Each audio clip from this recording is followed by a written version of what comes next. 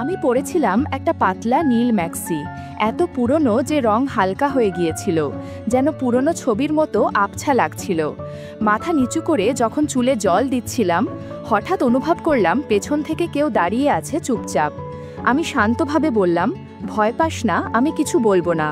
সেদিন পর্দার আড়ালে যে মুহূর্তগুলো কেটেছিল তা মনে থাকবেই। আমার নাম পারমিতা, বয়স এখন ৩৯। ৫ বছর আগে স্বামীকে হারিয়েছি।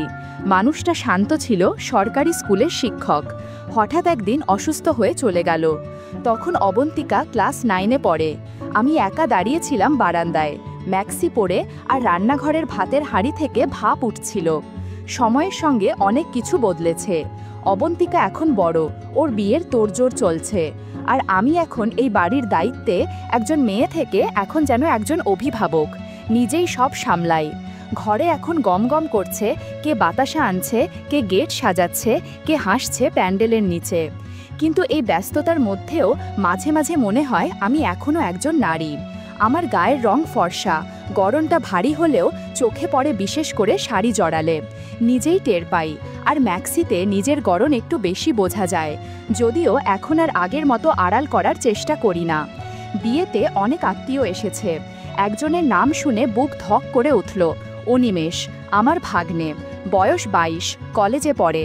ছোটবেলায় 2-1 বার এসেছিল বাড়ি, তখন ছিল একেবারে বাচ্চা। এখন নাকি অনেক বদলে গেছে, ফর্সা, লম্বা আর দেখতে ভালো। তখনও বুঝিনি আসলে কিভাবে বদলেছে। বিয়ের 3 দিন আগে এক সকালে উঠোনে কাপড় শুকোচ্ছিলাম। আঁচলে চাবি গুজে বারান্দার দরজায় দিতেই পেছন থেকে ডাক, বড় মামি। চমকে ঘুরে দাঁড়ালাম। দেখলাম ছায়ার মতো এক ফিগার, বলতে গেলে আগুন। হাত পা লম্বা, চোখে এক অদ্ভুত তীব্রতা। আমি একটু থমকে গেছিলাম। অদ্ভুত এক অনুভূতি হলো। বয়সের হিসাব যেন মুছে যেতে চাইল। চিনতে পারলেন না মামি? ওর প্রশ্নে আমি হেসে বললাম, তুই অনিমেষ? এই কি চেহারা রে, একেবারে বড় হয়ে গেছিস। ওর মুখে একরকম মুচকি হাসি, ঠোঁটের কোণে এক টান। বলল, আপনাকেই তো দেখে বড় হয়েছি, সেই জন্যই চেনা লাগে এখনো। কথাটা শুনে বুকের ভেতর যেন হালকা একটা ঢেউ খেলল। আমি জিজ্ঞেস করলাম, চা খাস? তোর পছন্দ তো মনে নেই? ও বলল, আপনার হাতে হলে 2 কাপ খেলেও চলবে। আমি হেসে রান্নাঘরের দিকে এগিয়ে গেলাম, কিন্তু বুঝলাম ও তখনও চৌকির ধারে দাঁড়িয়ে। আমি আঁচল গুছাতে গিয়েছিলাম, একটা হুক খুলে গিয়েছিল, জামার ভাঁজে একটু বিশৃঙ্খলা ছিল হয়তো, কিন্তু ঠিক করিনি মনে হলো। ও হঠাৎ বলল, আপনি একটুও বদলাননি মামি, আগের মতোই হাঁটেন, আগের মতোই কথা বলেন। আমি চুপ করে রইলাম। তারপর বললাম, তুই খুব বুঝে গেছিস এখন এসব। ও একটু এগিয়ে এসে বলল, শুধু বুঝি না, অনুভব করি। আমি অন্যদিকে তাকালাম, ঠোঁট কামড়ে, কিন্তু শরীর মন একরকম জড়তা নিয়ে দাঁড়িয়ে রইল কিছুক্ষণ। ও চলে যাওয়ার পর আয়নায় তাকিয়ে মনে হলো, নিজের মধ্যেই যেন অনেক প্রশ্ন জাগছে, যেগুলোর উত্তর আমি নিজেই জানি না। সেদিন বিকেল থেকে সন্ধ্যা পর্যন্ত চলল গান, আনন্দ আর আত্মীয়দের ব্যস্ততা। রাত গভীর হতেই আবার সেই একা ভাবটা ফিরে এলো। রাতের খাবার শেষ হতে হতে আকাশে জমে থাকা মেঘের ফাঁক দিয়ে ধীরে ধীরে জ্যোৎস্না নেমে এসেছিল। বিয়ে বাড়ির রাতগুলোর এক একটারই আলাদা গন্ধ থাকে, কখনো স্মৃতির, কখনো অপেক্ষার। বাড়ির ছাদে তখন সবাই গোল হয়ে বসে, কেউ মোবাইলে গান চালাচ্ছে, কেউ গল্পে মেতে উঠেছে, পুরনো স্মৃতি তুলে ধরে হাসাহাসি করছে। আমি হালকা একটা নীল ম্যাক্সি পরে ছাদে উঠেছিলাম, চুল খোলা, চোখে কাজল দিইনি। তবু আয়নার বাইরে একটা ক্লান্ত কিন্তু শান্ত সৌন্দর্য যেন নিজেই ভেসে উঠছিল। অনিমেষ একটু দূরে দাঁড়িয়েছিল, শান্ত, চুপচাপ, কিন্তু দৃষ্টি যেন এক জায়গায় আটকে ছিল। আমি টের পাচ্ছিলাম ওর চোখ মাঝে মাঝে আমার দিকে ফিরছে। আমার চলাফেরা, হাতের নড়াচড়া, চুপ করে বসে থাকা সব কিছু যেন আলাদা করে খেয়াল করছিল। অন্যেরা কিছুই বুঝছিল না, কিন্তু আমি ঠিকই বুঝতে পারছিলাম। এক সময় আমি এক পাশে গিয়ে ছাদের এক কোণে রাখা চৌকিতে বসে পড়লাম। বাতাস আসছিল ধীরে ধীরে, ম্যাক্সির মধ্যে হালকা ঠান্ডা লাগছিল। জ্যোৎস্নার আলোয় সব কিছু একটু বেশি উজ্জ্বল আর হালকা লাগছিল, যেন কাপড়ের ছায়া ও আলোর মিশ্রণে শরীরের বাইরের আকার নয়, বরং উপস্থিতিটাই চোখে পড়ছিল বেশি। তখন কেউ খেয়াল না করলেও আমি বুঝতে পারলাম, অনিমেষ একটু একটু করে হেঁটে আমার দিকে এগিয়ে আসছে, চুপি চুপি, যেন সামনে কেউ না দেখে। আমি কিছু বলিনি। চারপাশে গল্পগুজবের আওয়াজ ছিল, কিন্তু মনে হচ্ছিল ওর আশা আমার কাছে ঠিকঠাকই ধরা পড়ছে। আমি চেয়ারের হ্যান্ডেলে কনুই রেখে একটু ঝুঁকে বসেছিলাম, এমনভাবে যাতে আরাম লাগে, আর মাথার পেছনে হালকা হাওয়া লাগছে। এমন সময় হঠাৎ একটু জোরে হাওয়া বইল। আমি কাপড় সামলাতে গিয়ে একটু অস্বস্তি টের পেলাম। মনে হলো কেউ হয়তো তাকিয়ে আছে, হয়তো নয়। ঠান্ডা বাতাসে ডা শিরশির করছিল। চোখ তুলে পাশে তাকাতেই দেখি অনিমেষ দাঁড়িয়ে আছে। মুখে কিছু নেই, কিন্তু চোখের দৃষ্টি গম্ভীর, ভাবলেশহীন, যেন কি বোঝাতে চাইছে। আমি তাকিয়েছিলাম কিছু সময়, তারপর নিজেই চোখ নামিয়ে নিলাম। ভিতরে কেমন যেন চাপা কাঁপুনি হচ্ছিল। মাথায় শুধু একটা ভাবনাই ঘুরছিল, ওর চোখে আমি আসলে কেমন। মনটাকে বুঝতে পারছিলাম না, কারণ চারপাশে এত মানুষের মাঝেও নিজেকে একা, দৃশ্যমান এবং লক্ষ্যবস্তু বলে মনে হচ্ছিল। আলো ছায়ার ভেতর দিয়ে আমার আর অনিমেষের নিঃশব্দ দৃষ্টির এই সংযোগ যেন কথার চেয়ে বেশি অর্থ বহন করছিল। সেই রাতটা অনেকের জন্য গল্পের, অনেকের জন্য হইচইয়ের, কিন্তু আমার জন্য ছিল এমন একটা রাত যেখানে জ্যোৎস্না শরীর ছুঁয়ে গেলেও মন ছুঁয়ে গিয়েছিল এক পুরনো রকমের অচেনা অনুভব, যেটার নাম হয়তো আমি জানি না, কিন্তু উৎসটা বুঝি অনিমেষের চোখ। সেই সমস্ত টানাপোড়েন নিয়ে আমি ঘুমিয়ে পড়লাম। সকালে যখন ঘুম ভাঙল, তখন পুরো বাড়ির বাতাসে ছিল এক ভিন্ন ধরনের গন্ধ, গায়ে হলুদের দিনের গন্ধ। হলুদের পেস্ট, চন্দনের ছোঁয়া, রান্নাঘর থেকে আসা তেলে ভাজার গন্ধ আর মেয়েদের খিলখিল হাসি, সব মিলিয়ে যেন গোটা বাড়ি এক রঙিন উৎসবে মেতে উঠেছে। আমি তখন শাড়ির ভাঁজে চুল বেঁধে উঠোনে চেয়ার পেতে বসেছিলাম। ভাবছিলাম আজকের দিনটা হয়তো একটু শান্তিতে যাবে, কিন্তু অদ্ভুতভাবে মনে হচ্ছিল কিছু একটা অদৃশ্যভাবে চলমান, যেন কোথাও কিছু লুকিয়ে আছে আমার চোখের আড়ালে। এই যে বললাম, ঐশী আমার ছোট যা, বয়স হবে ৩৫, দেখতে আধুনিক, ফ্যাশন সচেতন, চলনে বলনে সবসময় আত্মবিশ্বাসী। ওর স্বামী অলোক সরকারি চাকরিতে, বছরের বেশিরভাগ সময় বাইরে থাকে। আমি জানি ঐশী এই বাড়িতে প্রায় একা সময় কাটায়, আর সেই নিঃসঙ্গতার ভেতর কিছু অনুভূতি গোপনে জন্ম নেয়। আমি আগেই বুঝে গিয়েছিলাম ওর চোখ অনিমেষের দিকে আগ্রহ নিয়ে তাকিয়েছে। আগের দিন ছাদে ও যেমন করে অনিমেষের দিকে হেসে তাকিয়েছিল, আর অনিমেষও যেমন চোখ ফেরাতে পারছিল না, সব কিছুই একটা ইঙ্গিত দিচ্ছিল।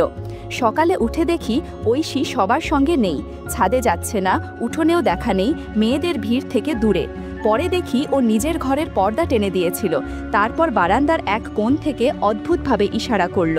আমি জানতাম ও অনিমেষকে ডাকছে। হঠাৎ পাশের ঘর থেকে চাপা হাসির শব্দ ভেসে এলো। কিছু স্পষ্ট বোঝা যাচ্ছিল না, তবে গলায় একটা খুনসুটি মিশেছিল। আমি কৌতূহলী হয়ে দেয়ালের কাছে কান পাতলাম। তুই কলেজে কি সব শিখিস? ঐশীর গলায় দুষ্টুমির সুর। কি শিখি না শিখি আপনি দেখে নেন না, অনিমেষের উত্তর। আমি জানতাম এখানে হয়তো কিছুই হচ্ছে না, কিন্তু এই কথোপকথনের মধ্যে এক ধরনের খেলা ছলে টান স্পষ্ট ছিল। ঠিক তখনই ঘরের ভেতর কাপড় নড়ার মতো একটা আওয়াজ পেলাম। এরপর দরজার চৌকাঠে একটা হালকা শব্দ, ঘরটা বন্ধ হয়ে গেল। বাতাসে তখন এক অদ্ভুত নীরবতা। কিছু বলা হয়নি, কিন্তু ঘরের ভেতরে যেন কথার চেয়ে বেশি কিছু বোঝা যাচ্ছিল। আমি মনে মনে ভাবছিলাম, এই বাড়ির কোন ঘরে আলো জ্বলে আর কোন ঘরে নিভে যায় তা বোঝা বড় কঠিন। দুপুরটা ছিল শান্ত, সূর্য ঝলমল করছিল না, কিন্তু বাতাসে ছিল একরকম ভেজা গন্ধ, মাটির, হলুদের, রান্নার, ফুলের। মেয়েরা গায়ে হলুদের ব্যস্ততায় মেতে উঠেছিল। আমি আর ঐশী ঠিক করলাম পুকুরে গিয়ে একটু জল ছুঁয়ে আসি। সেই পুরনো পুকুর, বাঁধানো ঘাট, এক পাশে গাছের ছায়া, অন্য পাশে সূর্যের আলোয় জল ঝিলমিল করছে। আমি পরেছিলাম হালকা একটা পুরনো ম্যাক্সি, পাড়ে বসে সাবান দিয়ে কাপড় কাচ্ছিলাম, হাত জোড়া ফেনায় ভিজেছিল। ঐশী এসেছিল বেশ পরিপাটি হয়ে, পরনে পাতলা শাড়ি, স্লিভলেস ব্লাউজ, মাথায় শ্যাম্পু দিয়ে চুল ধুচ্ছিল। ঘাটের জল ফেনায় মাখামাখি হয়ে গিয়েছিল ওর চুল ধোয়াতে। আমি তাকিয়েছিলাম শান্তভাবে। এই মুহূর্তটা যেন ঠিক নিজের মধ্যেই গেঁথে নেওয়ার মতো ছিল। পুকুরের ঘাটে দাঁড়িয়ে দুই নারীর জীবন তখন যেন দুটো আলাদা স্রোত বইছিল।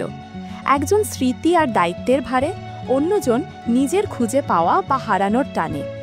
ও মাথা নিচু করে যখন চুল ভিজাচ্ছিল, তখন গায়ে পড়া পোশাকটা ভিজে গিয়েছিল, বাতাসে একটু নড়ছিল। আমি দেখতে পাচ্ছিলাম পুকুরের জলে ওর ছায়া কাঁপছে, আর সেই কাঁপন যেন মনের গভীরে কোথাও গড়িয়ে পড়ছে। আমি কাপড় কাচলাম, হঠাৎ টের পেলাম পেছন থেকে কারো দৃষ্টি যেন স্থির হয়ে আছে।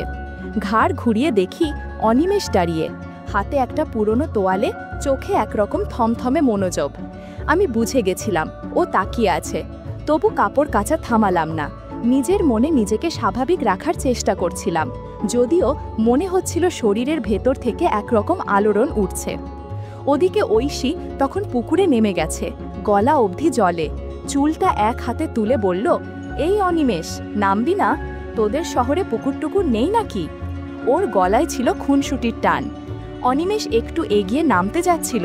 আমি শান্ত গলায় বললাম, এই পাশটায় আসিস না, অনেক জোক আছে। ও থেমে গেল, আর আমি টের পেলাম আমার বুকের ভেতরের শব্দ যেন কানে বাজছে। সন্ধ্যা নামার সঙ্গে সঙ্গে পুরো বাড়ি আলোয় ভরে উঠছিল। ঝিকিমিকি বাতি, প্যান্ডেলের নিচে গাঁদা ফুল, হলুদের ঘ্রাণ আর আত্মীয়দের হাসি মিশে এক উৎসবের আবহ তৈরি করেছিল। উঠোনে পাটের আসনে বসে অবন্তিকা, হলুদের শাড়ি পরে একদম যেন ছবির মতো লাগছিল। আমি একটু দূরে দাঁড়িয়ে দেখছিলাম, তবুও মনটা ছিল অন্য কোথাও। খাবারের টেবিলের পাশে দাঁড়ালাম। ঠিক উল্টো দিকে বসেছিল অনিমেষ, চোখে একরকম বোঝা হাসি, যেন কোনো কথা ছাড়াই অনেক কিছু বুঝে যাচ্ছে। পাতে মিষ্টির প্লেট ছিল। আমি হাত বাড়ালাম, ও একই সঙ্গে হাত বাড়াল। আমাদের আঙুল একসাথে ছুঁয়ে গেল। কেউ সরায়নি, কেউ কিছু বলেনি, কিন্তু সেই ছোট্ট স্পর্শে ছিল একরকম চাপা ধাক্কা। আমি হঠাৎ চোখে পড়লাম ঐশী দূরে দাঁড়িয়ে আছে, ঠোঁটে হাসি, চোখে যেন কৌতূহল। সে ধীরে ধীরে অনিমেষের দিকে এগিয়ে এলো, হাতে হলুদের থালা। চুরির আওয়াজে গা কেঁপে উঠল। খুব সহজ গলায় বলল, আয় অনিমেষ, তোকে হলুদ মাখাবো। অনিমেষ একটু থমকে আমার দিকে একবার তাকাল। সেই মুহূর্তে মনে হচ্ছিল বুকের মধ্যে গরম কিছু ঢেউয়ের মতো বয়ে যাচ্ছে। ঐশী ওর গালে 1 চামচ হলুদ ছুঁয়ে দিয়ে বলল, রাঙিয়ে দিলাম তোকে। তারপর একবার তাকাল আমার দিকে। অনিমেষ প্রথমে অবন্তিকার গায়ে হালকা করে হাত ছোঁয়াল, তারপর আমার দিকেও এগিয়ে এসে মুখ না তুলেই আমার গালের পাশে হালকা ছোঁয়া দিয়ে উঠল। কেউ কিছু খেয়াল করল না। হাসি আর উৎসবের মধ্যে সেই মুহূর্ত হারিয়ে গেল। তবু আমি বুঝলাম এইটা শুধু হলুদের ছোঁয়া নয়, একটা অদৃশ্য পরিবর্তনের শুরু। তারপর অনিমেষ ঘুরে দাঁড়াল, একইভাবে ঐশীর গালেও হলুদের ছোঁয়া দিল। আমি বুঝলাম আমাদের মাঝে এখনো স্পষ্ট কিছু হয়নি, কিন্তু এক অদৃশ্য স্রোত যেন ঘুরে গেছে দুজনের মাঝখান দিয়ে। এই অনুভব কতদূর গড়াবে সেই প্রশ্নই মনে জমে থাকলো সেদিন রাতে। হলুদের গন্ধে ভেজা সন্ধ্যা যখন পেরিয়ে যাচ্ছিল, তখন পুরো বাড়িটা ধীরে ধীরে নিস্তব্ধতায় ঢেকে যাচ্ছিল। আত্মীয়রা যে যার ঘরে, অনেকেই ঘুমিয়ে পড়েছে। আমি জানি এমন রাতেই কিছু সম্পর্ক নিঃশব্দে জেগে ওঠে। অলোক আগেই বলে গিয়েছিল সরকারি কাজে বাইরে যাবে। ঐশী জানতো আজ রাত সে একাই থাকবে। হঠাৎ পুরো বাড়ির লাইট নিভে গেল। কেউ বলল শর্ট সার্কিট, লোড বেশি হয়ে গিয়েছে। ঘরের ভেতর হঠাৎ ঘন অন্ধকার, যেন এক একটা ঘর হয়ে গেল ছোট ছোট গুহার মতো।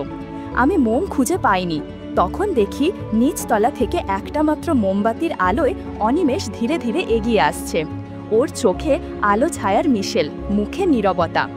আমি সিঁড়ির কোণ থেকে দেখছিলাম ও কোথায় যাচ্ছে। হঠাৎ দেখি ঐশীর ঘরের পর্দা সরে গেল। সে দরজায় দাঁড়িয়ে, স্নানের পর পরা হালকা পোশাক, হাতে একটুখানি ওড়না, চুল খোলা, চোখে কাজলের রেখা। ও নিচু গলায় কিছু বলল, আর অনিমেষ ধীরে ধীরে ঘরে ঢুকে গেল। আমি জানালার পাশ থেকে দাঁড়িয়ে দেখছিলাম। মোমবাতির আলোয় ঘরের ভেতরে দুজনের ছায়া কাছাকাছি আসছে। পর্দা একটু নড়ে উঠল, বিছানার কাপড় সরে গেল হালকা হাওয়ায়। সব কিছুই যেন শব্দ ছাড়া, কিন্তু স্পষ্ট অনুভবে ভরা। তখনই ঘরের ভেতর থেকে ভেসে এলো এক শান্ত কণ্ঠ, ভয় করিস না, আমি কাউকে বলবো না তুই এসেছিলি। সেই ঘরে আলো ছিল না, কিন্তু বাতাসের ভেতর ছিল এক গভীর নিঃশব্দ টান। আমি দাঁড়িয়েছিলাম, নড়তে পারছিলাম না। ভোরবেলা রান্নাঘর যেন এক যুদ্ধক্ষেত্র। চুলার ধোঁয়া, নারকেলের খোসা আর কাজের ব্যস্ততায় মেয়েদের কণ্ঠে ক্লান্তি। আমি তখন পুরনো একটা শাড়ি পরে হাঁটু পর্যন্ত তুলে ভাত বসাচ্ছিলাম। চোখ মুখ ঘামে ভিজে যাচ্ছিল, চুল এলোমেলো, শরীর ক্লান্ত, হাত জোড়া কাঁপছিল। ঠিক তখনই পেছন থেকে কারো উপস্থিতি টের পেলাম। নিঃশ্বাস না নীরব দৃষ্টির চাপ বোঝা যাচ্ছিল না, কিন্তু আমি জানতাম কে দাঁড়িয়ে। মনে হচ্ছিল একটা অনুভব জমে উঠছে, শব্দ ছাড়া, কথাহীন। চুলের নিচে জমে থাকা ঘাম তখন পেছন থেকে আসা নিঃশ্বাসে মিশে গিয়েছিল। আমি একটু রুক্ষ গলায় বললাম, তুই এমন করে দাঁড়াস কেন? মুখে যতটা সম্ভব কঠোরতা আনার চেষ্টা করলাম, কিন্তু গলার নিচে যে একরকম কাঁপুনি তা লুকানো কঠিন হচ্ছিল। অনিমেষ হালকা হেসে বলল, সরে যেতে পারি, কিন্তু সত্যি চাইছেন তো আপনি? আমি চুপ করে গেলাম। খুন্তি তখনও হাতে, কিন্তু হাত কাঁপছিল।